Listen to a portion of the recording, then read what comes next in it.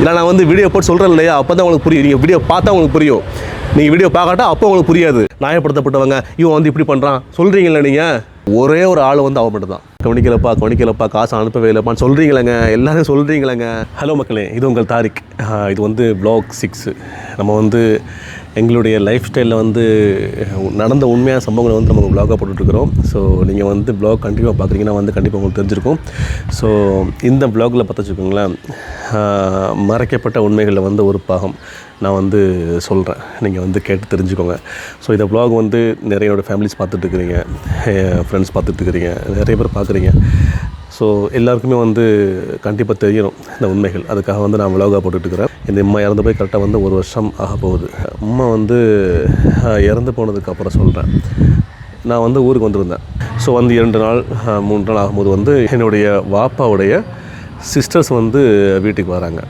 வந்து கலந்துக்கிட்டு போகும்போது அவங்க சொல்கிறாங்க என்னை பார்த்து, எப்பா வாப்பா வந்து கை விட்டுறாத, என்னுடைய பார்த்துக்கப்பா, பாவம் வாப்பா, யாருமே இல்லைப்பா, அம்மா இறந்து போச்சு அப்படின்னு சொல்கிறாங்க. அப்போ நான் சொன்னேன், என்ன மாமி இப்படி சொல்கிறீங்க, நீங்கள் எப்படி வந்து வாப்பா கைவிட முடியும், நான் தானே அவங்கள பார்க்கணும், நீங்கள் ஒன்றும் கவலைப்படாதீங்க, நான் பார்த்துக்கிட்றேன் அப்படின்னு சொன்னேன். இப்படிப்பா நீ வந்து துபாய் போயிடுவிய, உங்கள் வாப்பாங்க தனியாக இருக்குமே, எப்படி பார்க்க போகிறேன்? அதான் மம்மி, நான் வந்து வாப்பாவை துபாய் தான் கொண்டு போக போகிறேன், நான் நம்மளுடைய தொழில் வந்து அங்கே தான் போய்கிட்டு இருக்குது துபாயில். அப்படின்னு இருக்கும்போது வந்து நான் வாப்பா வந்து அங்கேயே கொண்டு போய்ட்றேன் இன்ஷா அல்லாஹ். தான் நான் பிளான் பண்ணிகிட்ருக்கேன். வாப்பாட்ட முன்னாடி நான் கேட்டிருந்தேன், வாப்பா வந்து அம்மா இறந்து 40 நாள் ஆனதுக்கப்புறம் வந்து நான் வரேன்னு சொல்லிட்டுருக்காப்புல.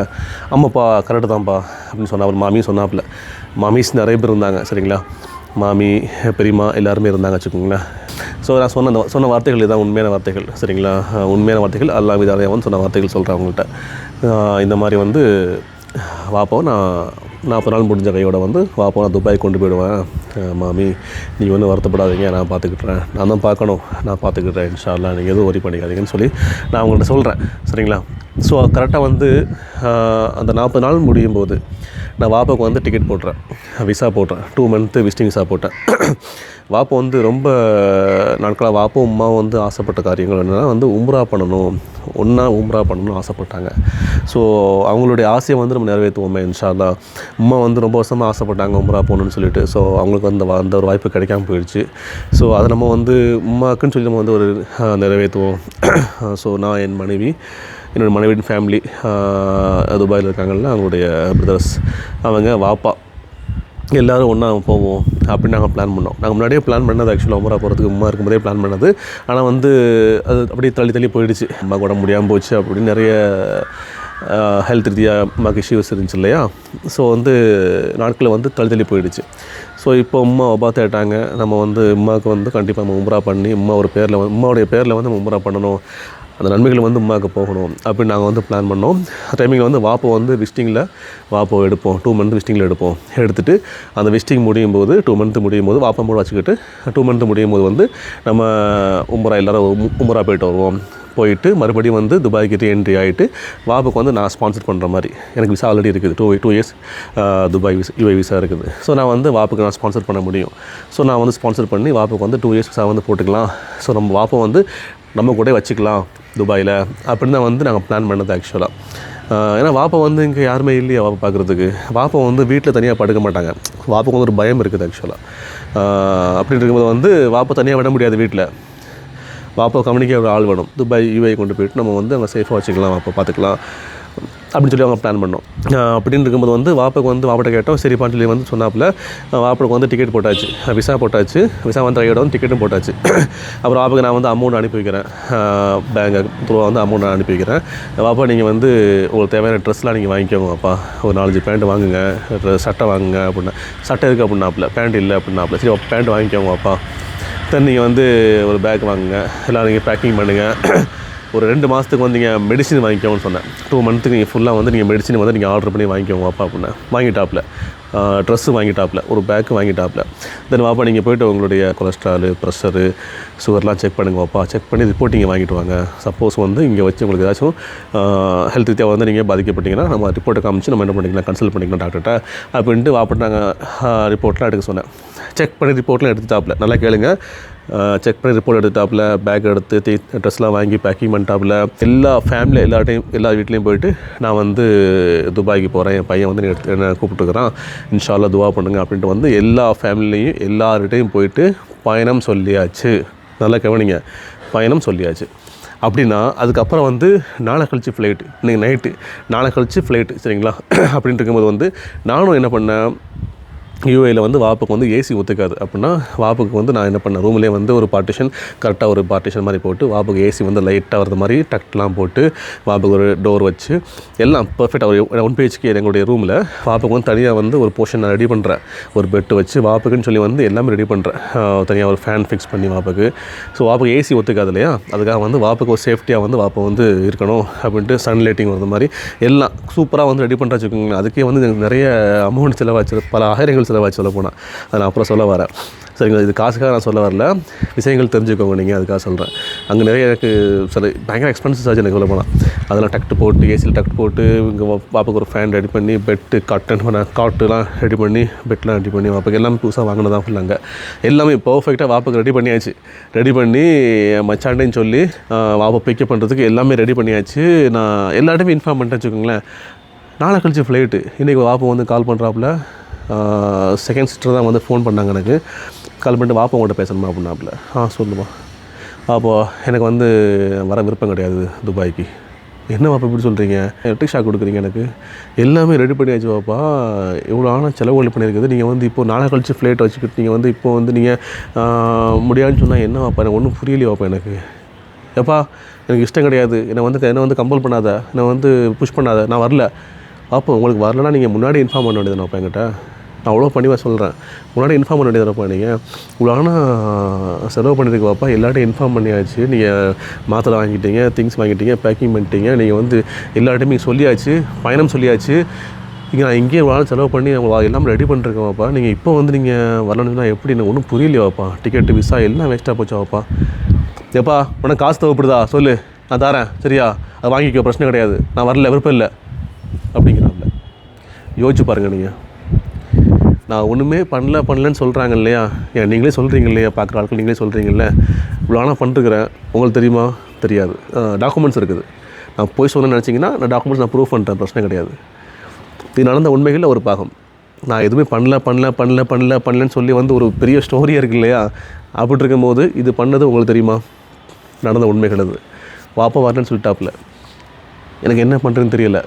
அப்புறம் நான் என்ன பண்ணுறேன், எங்கள் பெரியப்பா இருக்காங்க, வாப்புடைய அண்ணன், அவங்கள்ட்ட இன்ஃபார்ம் பண்ண. அப்போ வந்து அவருடைய பையன் ஊரில் இருந்தாப்புல, அவங்களும் போய் பேசியிருக்கிறாங்க. நீங்கள் பேசுங்க வாப்பா, ஒன்றும் எனக்கு புரியல வாப்பா, வாப்பா எப்படி சொல்கிறா அப்படின்னு சொல்லும்போது வந்து அவங்க போய் அணுகிருக்கிறாங்க. என்ன எப்படி சொல்கிறீங்களாப்பா, என்னப்பா? இல்லை எனக்கு விருப்பம் இல்லை, எனக்கு வந்து அப்படி இப்படி நிறைய ஸ்டோரிகள் இருக்காப்புல. நடந்த உண்மைகள் வேறு, நான் அப்புறம் சொல்கிறேன், சரிங்களா? அப்போ வந்து இருக்கும்போது ரொம்ப ஒரு கஷ்டத்தை அந்த ஒரு இது ரொம்ப கஷ்டத்தை ஏற்படுத்துச்சு. அப்போ வந்து அவங்க சொன்ன வார்த்தைகள் என்ன தெரியுமா, எனக்கு அது எப்படி சொல்கிறது, வார்த்தைகள் வரல. அப்போ கூட வந்து என் மனைவி தப்பாக சொன்னாங்க அவங்க. அதுக்காக சொல்கிறது, அது சொல்ல வேண்டாம், சொன்னால் அது ஒரு இஷ்யூ ஆகும், மனசு கஷ்டமாக இருக்கு எனக்கு சொல்ல போனால். அப்போ கூட என் மனைவியை வந்து தவறாக சொல்லி தான் வந்து அப்போ வரல. ஆனால் உண்மையான காரணம் வந்து நான் இங்கே வந்து தெரிஞ்சுக்கிட்டேன். என்ன தெரியுமா, இங்கே வந்து இந்த பிள்ளைங்க வீட்டில் உள்ள இந்த பிள்ளைங்க சிஸ்டர்ஸ், ஃபஸ்ட் அண்ட் செகண்டு, மூணாவது சிஸ்டர் எப்படின்னு தெரியல, அது அல்லா அறிவா. மூணாவது எப்படின்னு தெரில. ஃபஸ்ட்டு செகண்டு வந்து நல்லா தெரியும் எனக்கு. அந்த ரெண்டு பிள்ளைங்களுடைய கேரக்டர் ரொம்ப நல்லா தெரியும் எனக்கு. 2 பேருமே வந்து சொல்லி நல்லபடி குழப்பிருக்குங்க. என்னென்னா, நீங்கள் வந்து துபாய் போயிட்டீங்கன்னா இவன் என்ன பண்ணுவானா வந்து உங்களை வந்து பிளாக்மெயில் பண்ணி பத்திரத்தில் வந்து சைன் வாங்கிடுவான், உங்கள் கைரேகையை வச்சு வீட்டை வந்து எழுதி வாங்கிடுவான் அப்படின்னு சொல்லியிருக்காங்க. நல்லா கேட்டுக்கோங்க மக்களே. இந்த இப்போ உள்ள காலகட்டத்தில் வந்து இதெல்லாம் பண்ண முடியுமா? என்ன ஒரு நம்ம எதுக்காக வந்து முயற்சி பண்ணி வாப்பை எடுக்கிறோம்? வாப்பை பார்த்துக்க ஆள் கிடையாது, தனிமையில் இருக்கிறாப்புல கஷ்டப்படுறாங்கல்ல, வாப்பை வந்து நம்ம கூட வச்சுக்கலாம், நம்ம தானே பார்க்கணும், நம்ம கூட வச்சுப்போம் அப்படின்னு வந்து நான் அந்த ஒரு எண்ணத்தில் வந்து நாங்கள் முயற்சி பண்ணோம். அப்போ கூட எனக்கு ஃபினான்ஷியல் ரொம்ப டைட் இருந்துச்சு எனக்கு. ஊருக்கு நான் 3 டைம் வந்து போயிட்டேன், பயங்கர கடன் பிரச்சனை. அப்போ கூட வந்து என்னுடைய ஒய்ஃப் மூலிமா அவங்களுடைய பிரதர் இருக்காங்க இல்லையா, அவங்கள்ட்ட சொல்லி தான் வந்து மச்சான் நீங்கள் டிக்கெட் போடுங்க, விசா போடுங்க, நான் வந்து கேஷ் கொடுக்குறேன், கொஞ்சம் டைட்டாக போய்கிட்டு இருக்குது, பரவாயில்ல மச்சான் அப்படின்னு சொல்லி வந்து அவங்க ரொம்ப சப்போர்ட் பண்ணாங்க. சொல்ல போனால் எல்லாம் உண்மை இல்லைன்னு சொல்ல முடியாது. என் ஒய்ஃபும் ரொம்ப எனக்கு சப்போர்ட். என் ஒய்ஃப் வந்து எனக்கு சப்போர்ட் தான், அதெல்லாம் வந்து எந்த ஒரு மாற்றுக்கிறதும் கிடையாது. அவெல்லாம் வந்து என் லைஃப்பில் வந்து ஒரு தேவதை, அதான் உண்மை. லைஃப்பில் வந்து ஒரு தேவதை எனக்கு. அதனால் நான் வந்து எவ்வளோ கோவப்பட்டாலும் எமோஷ்னலாக பேசினாலும் வந்து அவள் எனக்கு வந்து தேவதை தான். என் லைஃப்பில் கிடச்ச ஒரு பொக்கிஷம் அவெல்லாம். எனக்கு வந்து என்னுடைய கஷ்ட காலத்தில் வந்து என் கூட நின்ன ஒரே ஒரு மனுஷி வந்து என்னுடைய மனைவி. என் அம்மா வந்து எனக்கு எவ்வளோ சப்போர்ட் பண்ணாங்களோ, என் அம்மா எனக்கு எவ்வளோ சப்போர்ட் பண்ணி என்னை பார்த்தாங்களோ அதே அளவுக்கு ஈக்குவலாக நின்று பார்க்கக்கூடிய ஒரே ஒரு ஆள் வந்து அவள் மட்டும்தான். நான் அடித்து சொல்கிறேன், ஒரே ஒரு ஆள் அவள் மட்டும்தான், வேறு யாரும் கிடையாது. எங்கள் அம்மா எனக்கு எவ்வளோ சப்போர்ட் பண்ணி என்னுடைய ஒரு பாசத்தை வந்து அள்ளி கொடுத்துச்சோ அதே போல் வந்து என் மனைவி எவ்வளோ கோவப்பட்டாலும் இதனால் வந்து அவள் பாசம் எனக்கு வந்து அவ்வளோ முழுமையாக கிடைக்கும். அதெல்லாம் வேறங்க. அதான் அப்படின்ட்டு இருக்கும்போது ஏன் சொல்ல வரேன்னா, அப்போ கூட வந்து என்ன ஆச்சுன்னா வந்து வாப்பா வரத்துக்கு முன் வரலை. அப்போ எல்லாம் வேஸ்ட்டாக போச்சு இல்லையா. நான் அங்கே துபாயில் வந்து செலவு பண்ணேன். அந்த வீட்டில் எல்லாம் ரெடி பண்ணது அதெல்லாம் ஒரு செலவு போச்சு, வேஸ்ட்டாக போச்சு எல்லாமே. அதுக்கு அந்த பொருட்கள்லாம் வாங்கி எல்லாம் வேஸ்ட்டாக போச்சு, டிக்கெட் வேஸ்ட்டாக போச்சு. அதுக்கப்புறம் வந்து அந்த டைமிங்கில் வந்து விசா போடுற மாதிரி இருந்துச்சுன்னா, டிக்கெட் போடுற மாதிரி இருந்துச்சுன்னா டாக்குமெண்டேஷன்ஸ் ஒர்க் ரொம்ப அதிகம். இப்போ யூஎல் ரூல்ஸ் போட்டாங்க தெரியுமா உங்களுக்கு, ரொம்ப அதிகம். பேமெண்ட்ஸ் ரொம்ப up and down ticket, dummy ticket போடணும், வைக்கணும், நிறைய ப்ராசஸ், பேங்க் ஸ்டேட்மெண்ட் காமிக்கணும், நிறைய ப்ராசஸ், நிறைய நான் செலவு பண்ணிட்டுருக்கிறேன். இதில் போனால் எல்லாத்தையும் பண்ணி எல்லாம் வேஸ்ட்டாக போச்சு இல்லையா. டோட்டலாக அந்த விசா டிக்கெட்டு எல்லாம் டோட்டலி லாஸ் ஆகி போச்சு. இதெல்லாம் வந்து கணக்கில் இருக்குதா, நான் செலவு பண்ணவே இல்லை, காசு தரவே சொல்கிறாங்கல்ல, இதெல்லாம் வந்து பல ஆயிரங்கள் செலவாச்சு எனக்கு. பல ஆயிரங்கள், சும்மா 2000 3000 கிடையாது. அதெல்லாம் கணக்கு பண்ணிச்சுக்கோங்களேன். அதெல்லாம் வந்து 50,000 to 70,000 ருபீஸ் கிட்ட வந்து எக்ஸ்பென்சஸ் ஆச்சு சொல்லப்போனால். அதெல்லாம் வந்து இவங்களுக்கு தெரியுமா சொல்லுங்கள். 70,000 மேலே எக்ஸ்பென்ஸ் ஆச்சு சொல்லப்போனால் எனக்கு. அதெல்லாம் வந்து இதெல்லாம் கணக்கில் வந்து எழுதி வருதா. ஆனால் நான் இங்கே ஊருக்கு வந்ததுக்கப்புறம் வந்து நான் தெரிஞ்சுக்கிட்டேன் தெரியுமா உங்களுக்கு. அதான் அந்த பத்தத்தில் வந்து சைன் வாங்குறது வைக்கிறது, அங்கே போய் எல்லோரும் கூடி வந்து மிரட்டி சைன் வாங்கிடுவாங்க. இந்த மாதிரிலாம் வந்து இந்த பிள்ளைங்க சொல்லியிருக்குங்க. இதையும் போயிட்டு எங்கள் பெரியப்பா இருப்பாங்க இல்லையா, அவங்க வீட்டில் போய் கலந்துருக்காப்புல எங்கள் வாப்பா. இப்படிலாம் வந்து அவன் சைன் வாங்கிடுவான், வச்சுருவான். என்ன எனக்கெலாம் அசிங்கமாக இருக்குது. இதெல்லாம் என் காதுக்கு வரும்போது அவ்வளோ அசிங்கமாக இருந்துச்சு எனக்கு. என்னை பற்றி இப்படி தான் வந்து அவங்க நினச்சிக்கிறாங்க, எங்கள் வாப்பா இப்படி தான் நினச்சிக்கிறாங்க. நான் சிரிக்கிறேன் இல்லையா, இது வந்து பொய்யான சிரிப்பு. இதுக்குள்ளே வந்து நான் அழுதுட்டுருக்கிறேன், அது யாருக்கும் தெரியாது. என் வலி யாருக்கும் தெரியாது. என் வலி உள்ளே இருந்தாலும் வந்து என் புன்னகை வந்து சிரிப்பாக தான் இருக்கும். அதுதான் சம்பவம். அதெல்லாம் ரொம்ப எனக்கு வந்து பாதிப்பு ஏற்பட்டுச்சு. எங்கள் அம்மா சொன்ன வார்த்தை, உங்கள் வாப்பாவை பற்றி உனக்கு இப்போ தெரியாதுப்பா. எங்கள் அம்மா அல்லாஹ் மீது ஆணையாக சொன்ன வார்த்தை சொல்கிறேன், உன் வாப்பை பற்றி இப்போ தெரியாதுப்பா, நான் செத்து போனதுக்கப்புறம் நீ ஃபீல் பண்ணுவேன் அப்படின்னு சொல்லிச்சு. அப்போ கூட நான் எங்கள் அம்மா வந்து எம்மா இப்படிலாம் சொல்லாதம்மா அப்படின்னு எங்கள் அம்மா சமாதானப்படுத்தி நான் இது பண்ணேன். அந்த வார்த்தைகள் நான் பொய்யானதுன்னு நினச்சேன். அந்த வார்த்தைகள் இப்போ வந்து ஒவ்வொன்றா பலித்து கொண்டே இருக்கிறது. நான் வந்து புரிந்து கொண்டே இருக்கிறேன். சரிங்களா. ஸோ மனசில் வந்து ஒரு காயத்தில் வந்து ஒரு பெரிய காயம் அது. அப்போ எல்லாம் வேஸ்ட்டாக போச்சு இல்லை. அதான் எனக்கு இதான் அவங்க என்னை ஏமா வச்ச ஒரு நம்பிக்கை, ஒரு கெட்ட நம்பிக்கை. இவன் வந்து இப்படிலாம் வந்து ஏமாற்றிடுவான், காசுக்காக தான் பண்ணுறான் வைக்கிறான். ரொம்ப ஒரு கஷ்டத்தை வந்து ஏற்பட்டுச்சு. ஏன் என் ஃபேமிலியில் சொல்கிறாங்கல்ல, நீ ஒன்றுமே கவனிக்கலப்பா, காசு அனுப்பவே இல்லைப்பான்னு சொல்கிறீங்களேங்க, எல்லோரும் சொல்கிறீங்களேங்க. இப்போ இதெல்லாம் வந்து என்ன கணக்கில் வரும் அது சொல்லுங்கள். நீங்கள் எனக்கு ஒரு பக்கம் மட்டும் நீங்கள் வந்து கேட்டு நியாயத்தை வந்து நீங்கள் முடிவு பண்ணாதீங்க, தீர்மானம் பண்ணாதீங்க. 2 பக்கமும் நீங்கள் வந்து கேளுங்க. நீங்கள் அதுதான் வந்து நியாயம். 2 பக்கமும் வந்து நீங்கள் கேட்டு தெரிஞ்சுக்கிட்டு அப்போ நீங்கள் என்ன பண்ணணும், ஒரு பதில் நீங்கள் சொல்லணும். அதுதான் வந்து நியாயம். ஒரு பக்கம் மட்டும் நீங்கள் கேட்டுட்டு என்ன பண்ணுறீங்க, ஐயோ அவங்க தான் வந்து இப்படி நியாயப்படுத்தப்பட்டவங்க, இவன் வந்து இப்படி பண்ணுறான் சொல்கிறீங்களே. நீங்கள் எல்லாம் சொல்கிறீங்களே. நீங்கள் கொஞ்சமாச்சு யோசனையாக வந்து பண்ணுங்கள். சப்போர்ட் பண்ணணும். சப்போர்ட் வந்து எங்கே வந்து நியாயம் இருக்கோ அங்கே தான் பண்ணணும். சரிங்களா. சப்போர்ட் அங்கே தான் பண்ணணும்.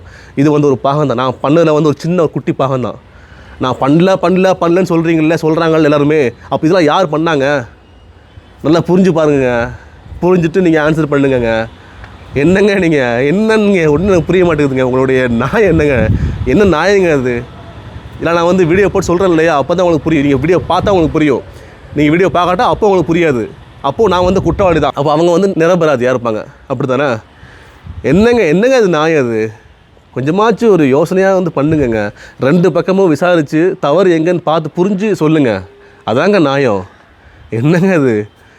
என்னை மட்டும் நீங்கள் ஒதுக்கி வைக்கிறீங்க. நான் ஒன்றும் பண்ணலன்னு சொல்லிட்டு ஆனால் பண்ணிருக்கலங்க. இன்னும் நான் சொல்லவே இல்லை. இது ஒரு சின்ன பாகம் தான். இன்னும் நான் சொல்கிறேன். அதுக்கப்புறம் நீங்கள் சொல்லுங்கள், நீங்கள் நான் பண்ணனா இல்லையான்னு சொல்லிவிட்டு. இப்போ கூட வந்து நான் காசுக்காக வந்து சொல்லி காமிக்கல, மனசு வேதனைப்படுது. அதுக்காக தான் சொல்கிறேன். புரியுதுங்களா? தேங்க்யூ. வீடியோ ஃபுல்லாக பாருங்கள். நீங்கள் நிறைய தெரிஞ்சுப்பீங்க. பாய்.